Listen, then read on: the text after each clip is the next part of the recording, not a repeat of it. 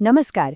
ક્યારે વિચાર્યું છે કે તમારો આ સ્માર્ટફોન જે તમારા હાથમાં છે એ સરકારી કામકાજને કેટલું સરળ બનાવી શકે છે? ચલો આજે એની જ કેટલીક છુપી શક્તિઓ વિશે જાણીએ.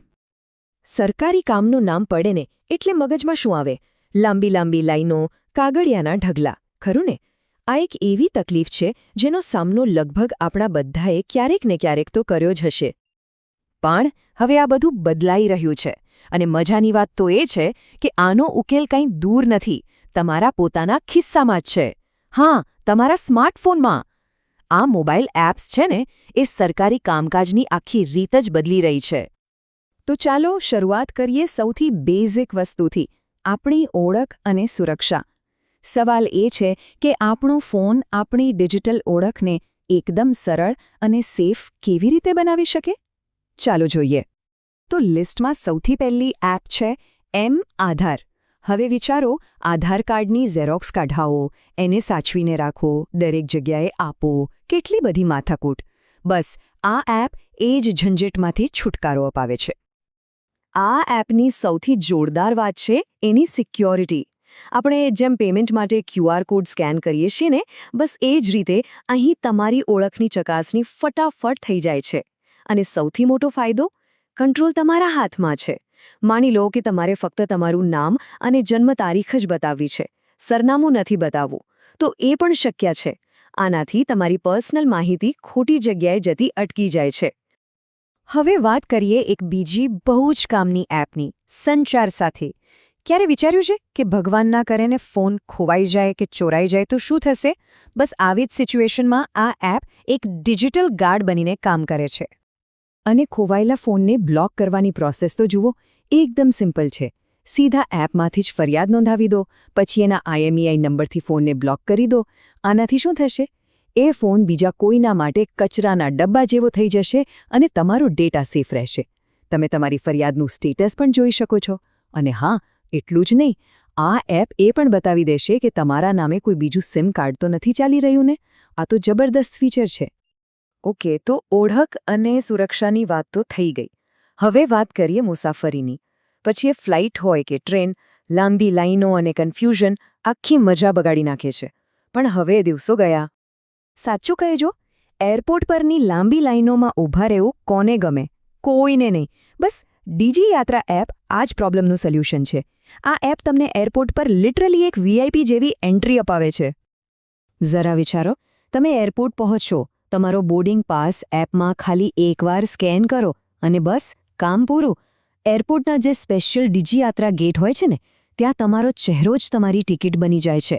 કોઈ લાઇન નહીં, કોઈ કાગળિયા ચેક કરાવવાની માથાકૂટ નહીં. આ જ તો છે ટ્રાવેલનું ફ્યુચર, એકદમ સ્મૂધ અને ફાસ્ટ. ફ્લાઇટની વાત તો થઈ ગઈ.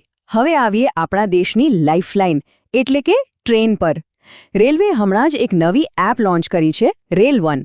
અને આ એપનું કામ છે રેલવેની ઘણી બધી અલગ અલગ સેવાઓને એક જ છત નીચે લાવવાનું. જો આ એપનો સૌથી મોટો ફાયદો એ છે કે હવે 10 અલગ અલગ એપ્સ રાખવાની જરૂર નથી. રિઝર્વ ટિકિટ બુક કરવી હોય, જનરલ ટિકિટ લેવી હોય કે પછી પ્લેટફોર્મ ટિકિટ, બધું જ એક જ જગ્યાએથી થઈ જશે. એટલું જ નહીં, તમે તમારી ટ્રેન ક્યાં પહોંચી એ લાઈવ જોઈ શકો છો અને પ્લેટફોર્મ પર તમારો કોચ બરાબર ક્યાં ઊભો રહેશે ને એ પણ જાણી શકો છો. એટલે કે છેલ્લી ઘડીની ભાગદોડમાંથી મુક્તિ. સારું, તો ટ્રાવેલિંગ તો સેટ થઈ ગયું. હવે વાત કરીએ સૌથી અગત્યની વસ્તુની, પૈસા અને સરકારી લાભો.